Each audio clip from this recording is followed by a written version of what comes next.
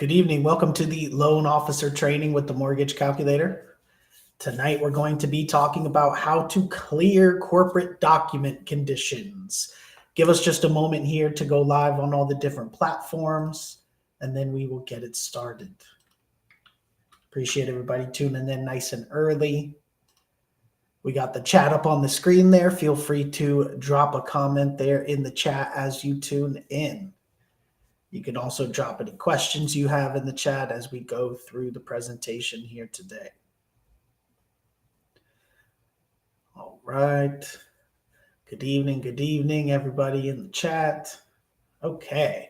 So it looks like we're live on all the different platforms, so we'll go ahead and get it started here. We'll take the chat off the screen for now, but go ahead and keep dropping comments there, drop any questions that you might have.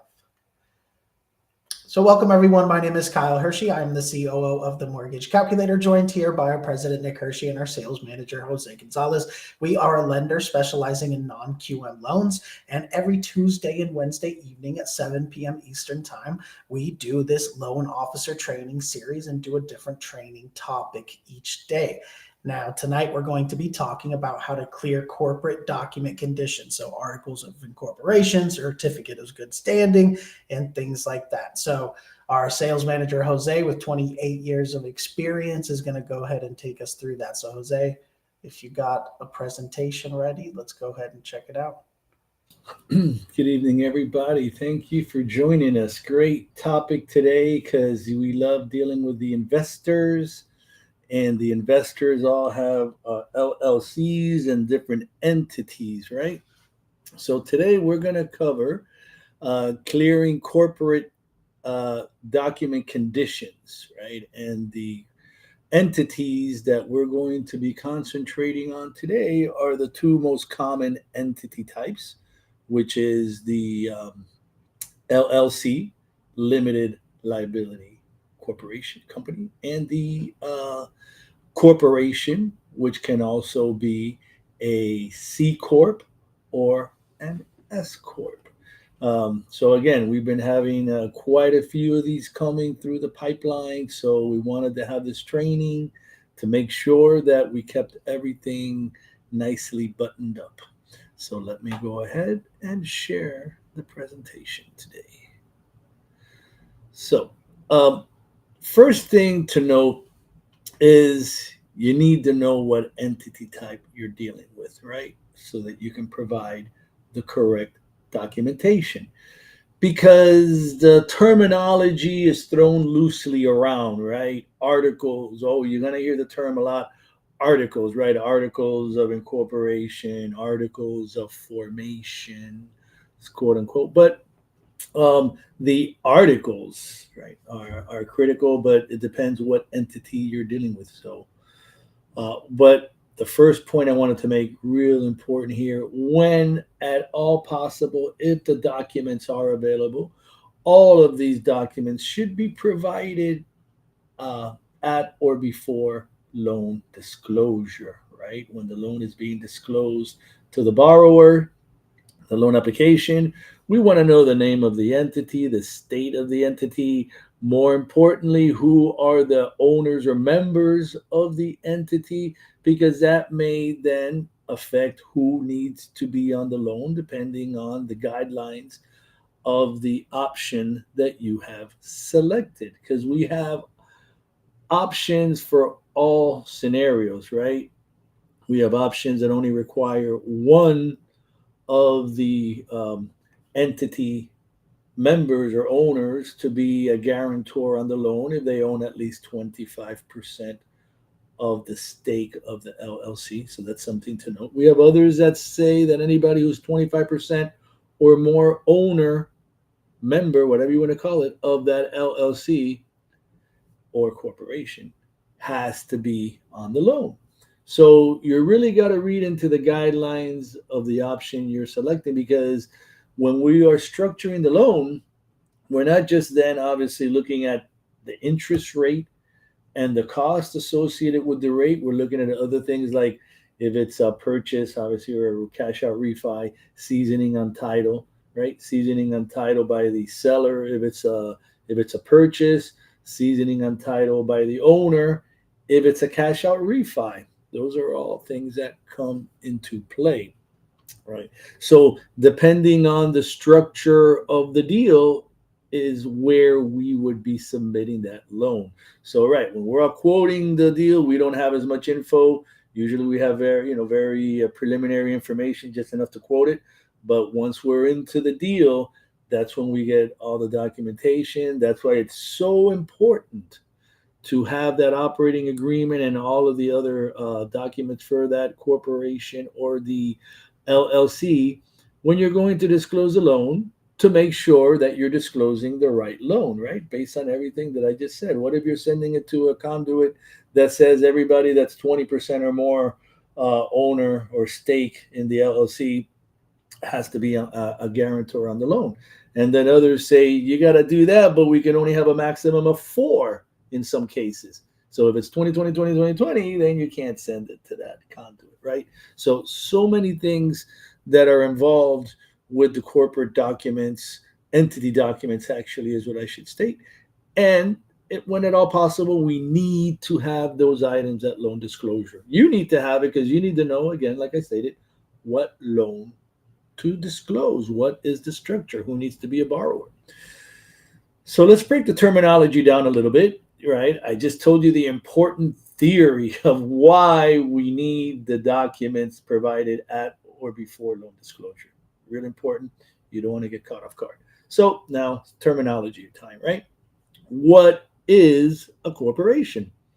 Well, breaking it down, a corporation is a legal entity, and this is important to note, a legal entity that is separate and distinct from its owners. Under the law, corporations possess many of the same rights and responsibilities as individuals. They can enter into contracts, loan and borrow money, sue and be sued, hire employees, own assets, and, dirty word, pay taxes.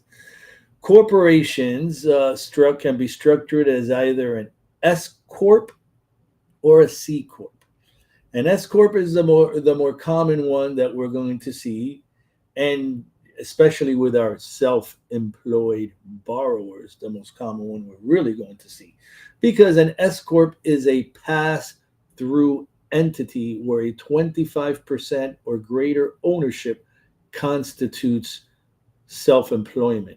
And what is a pass-through entity? A pass-through entity means that any expenses or income of that S corp pass through directly to the owners of the S corp to their proportionate share. So if you own 25%, you're going to get hit. You're going to get 25% of the income, but you're also going to get hit with 25% of the expenses.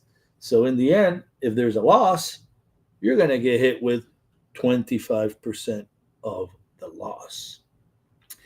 Contrary to a C corp, right? A C corp is the true corporation in the sense of the word, where according to Fannie Mae guidelines, now this is super important. I've used this a bunch of times when battling underwriters regarding self-employed borrower and if they're actually self-employed or not. When they're employed by a C corp where they have a percentage of ownership of the stock, because nobody really truly owns the corporation. You own stock in the corporation.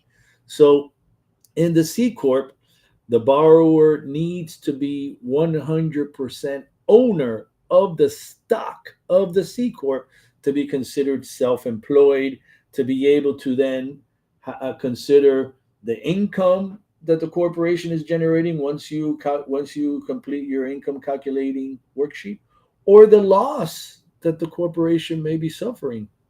When you complete the worksheet, the income calculation worksheet, you're going to end up in the bottom line with a positive number or a negative number.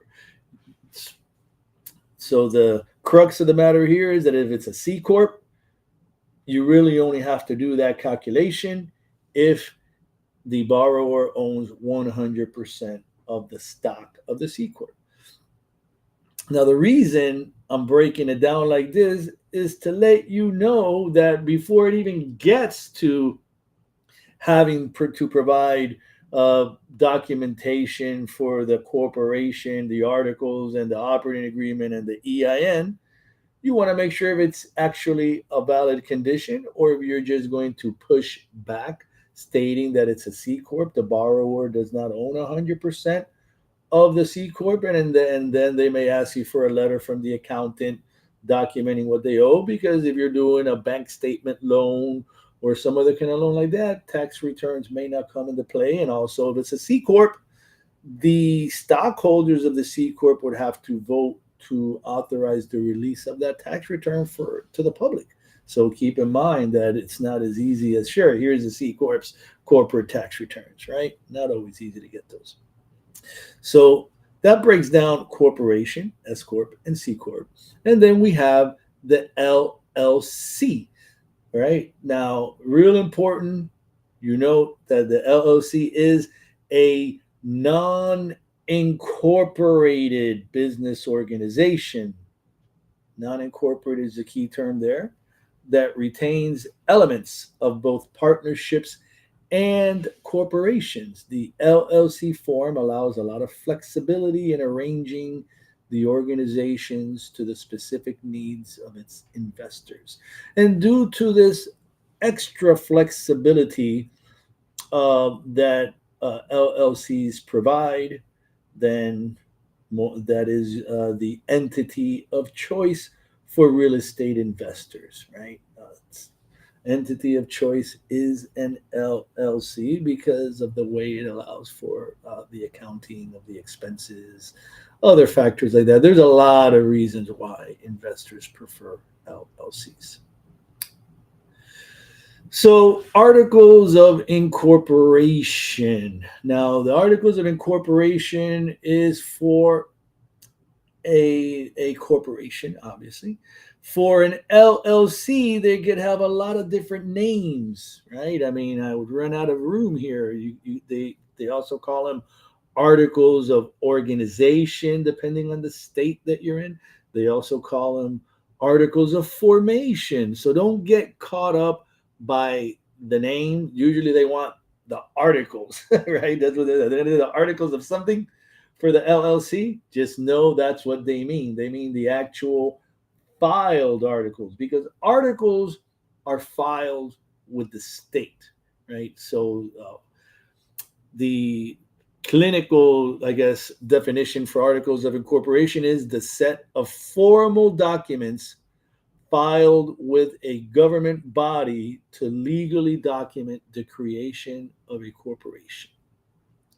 And for articles of organization or articles of formation, the same set of formal documents filed with the government body to legally document the creation of an LLC.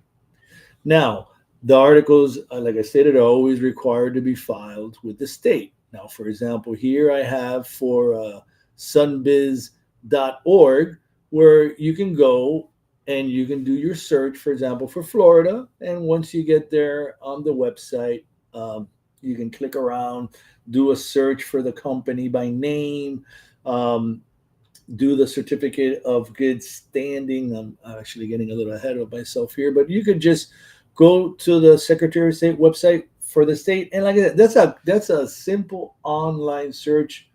State, you just put the state, for example, if it's Texas, and corporations, and hit enter, and the search engine is going to tell you exactly where you got to go for that state to get the documents that you need.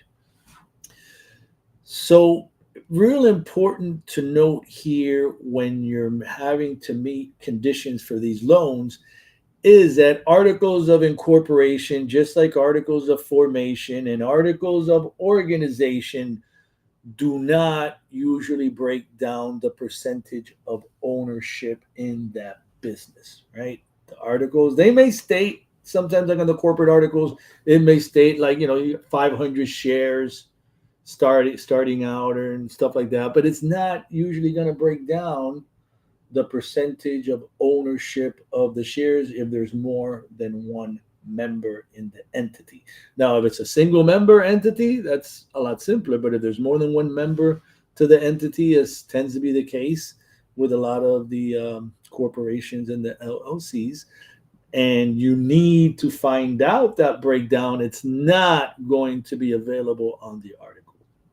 The articles is simply to find out the official date that the entity was formed and filed with the state, the official start date of the entity. Now, that doesn't necessarily mean the start date of the business, because the borrower could have started the business as a sole proprietorship and then move their way on up to S Corp, C Corp, or LLC.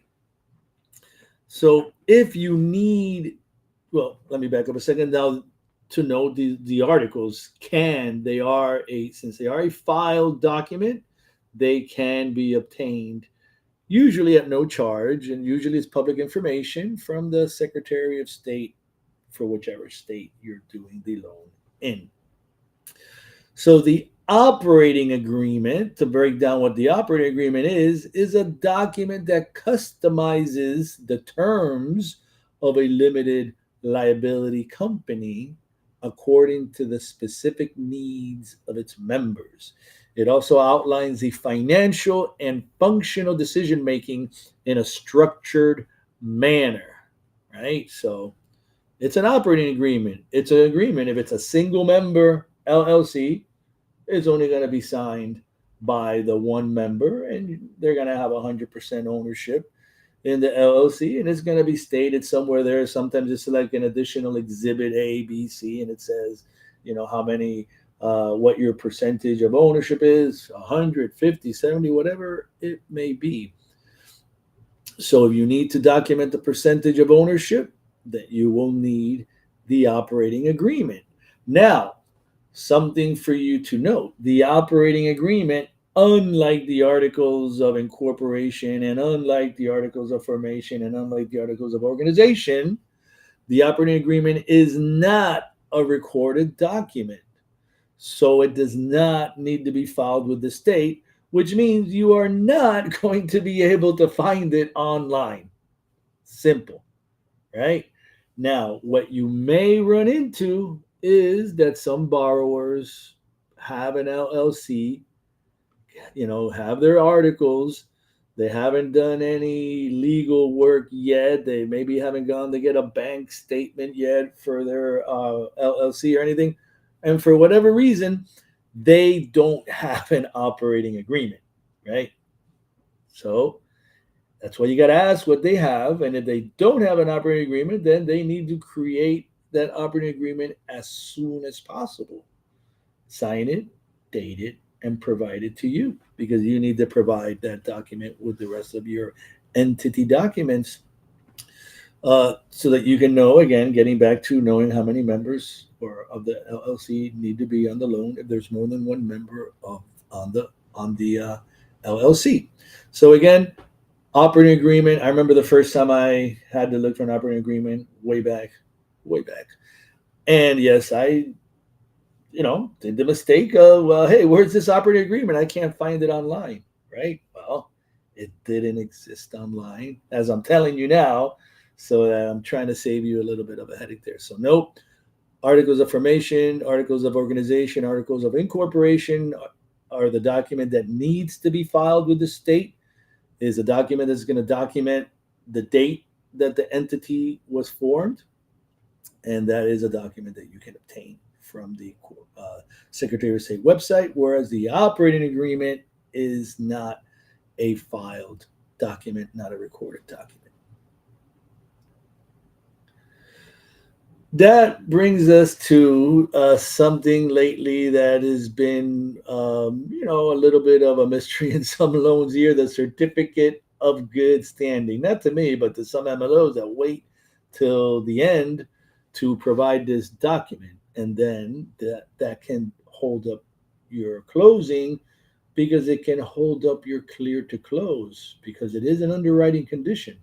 So it would behoove you to, again, like I said in the beginning, provide all these documents at the onset of the process and not at the end, because what if the company is not active? What if they owe some money that they haven't paid, some tax filing that they need to do? And maybe now, if they do that filing, is going to take a week or 2 weeks or whatever for that to get processed, so that then they can give you the certificate of good standing. So that's why it's so important to be proactive. Don't think, oh, these are just corporate docs. No, if you're doing a business purpose loan with a self-employed borrower, or just not, doesn't have to be a business purpose loan, could be, investment property loan, let's just say that, uh, and the borrower is in an entity and you don't have these documents, you're not going to close until you do.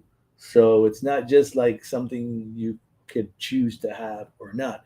It's a required document.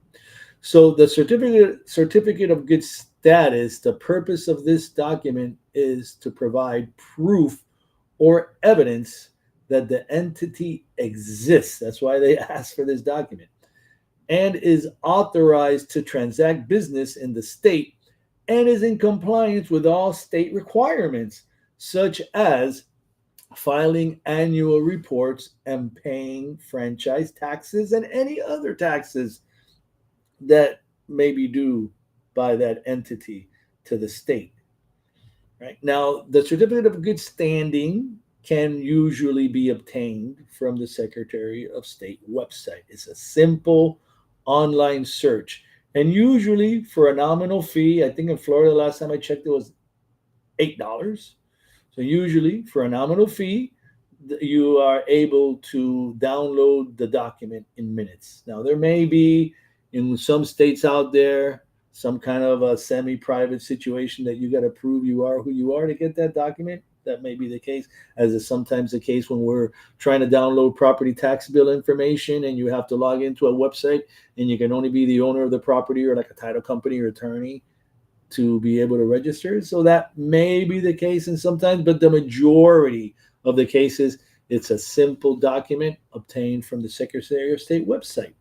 Now, something to note is, and this is what can be tricky, but again, I was able to resolve this in like 1 minute, is that this document has different names depending on the state. So it makes it very difficult.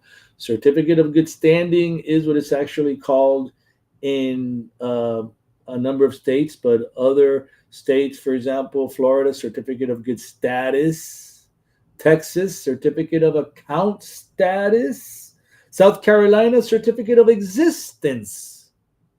So what I did, right, and this was actually helping out one of our loan officers who had a Texas loan, and they needed this document. They didn't have it, so I just went, to a search engine, and put certificate of good status, Texas, hit enter, and I think my third, fourth, or fifth bullet point there on the search options results that came was one that actually stated that the document referred to as certificate of good status in Texas is actually some kind of like a tax certificate, or some document to just prove that you're current with your tax status filing, which is really, like I mentioned in the definition there of the certificate of good standing, what the document is, right? So I was able to, find that in South Carolina. I also did the search,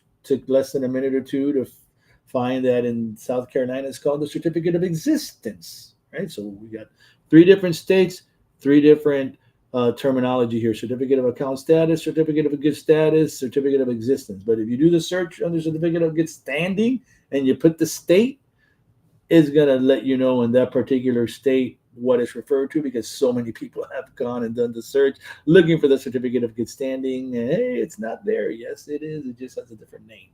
So again, a lot of this is about being resourceful, right? Know what your resources are, know how to do some online searches, some basic stuff, and go from there, and you should be able to do this. So I got one last topic to cover with you here, real brief. Now,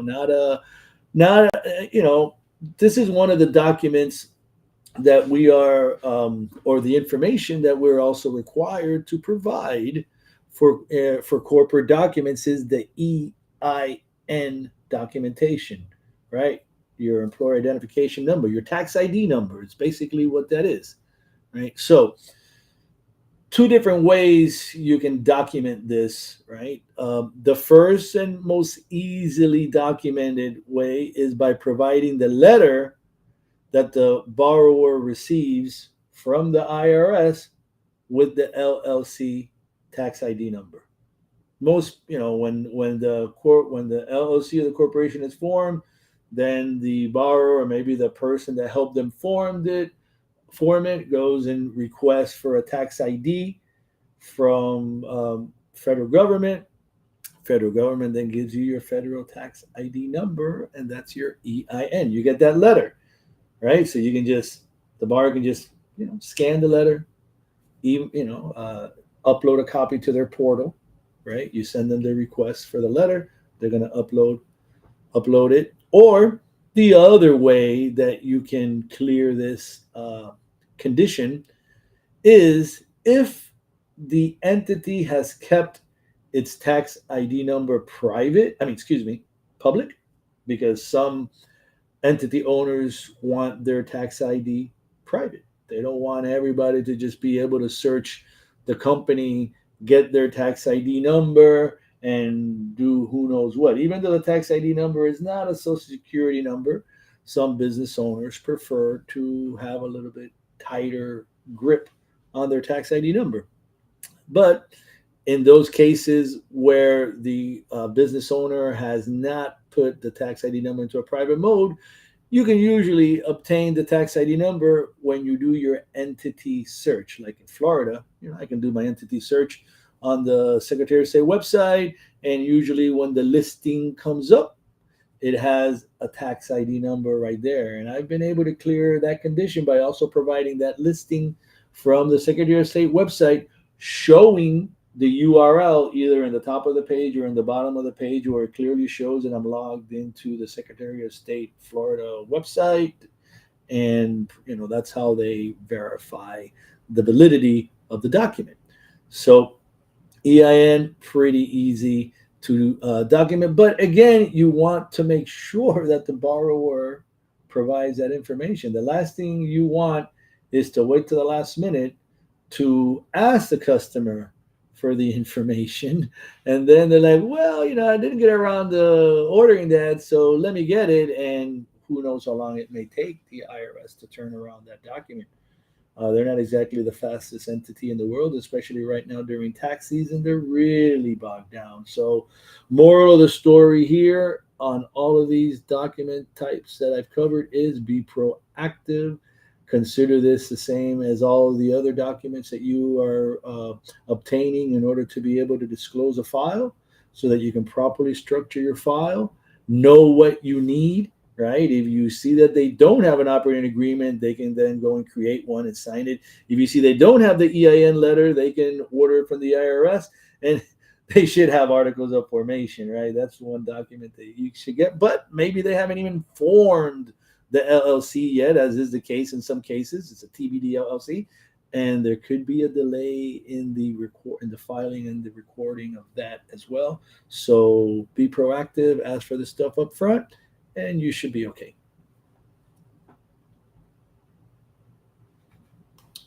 All right. Let's see. I do see a question here. We could pull that up on the screen there. The question is, can an LLC owner who has a W-2 from another job use that income to qualify to purchase the property under the LLC? Yes, actually, there's multiple questions embedded there in that question, right? Because we can look at a couple different things. First, can the LLC owner who also has a W-2 job? I mean, when you have an LLC, that is the vesting on the property, usually is what that is. Now, that could be also a company that's generating income for you also, right? You could be the owner of that LLC, and that's generating the income for you for a business, or that LLC could also be the owner of the property, depending what it is. So if you are an LLC owner, right, part of your income stream is going to be, if you pay yourself some money, right, you're going to probably pay yourself W-2 money. So there's going to be tax deductions. So you're going to get a W-2. And then there could also be some residual income, some income left over there, some real net income. right? And then you're going to report that probably on your Schedule C, even though I know some people with LLCs that then turn around and report it on an 1120S for an S corp. I guess you got to talk to the accountant and the attorney to find out why they did that.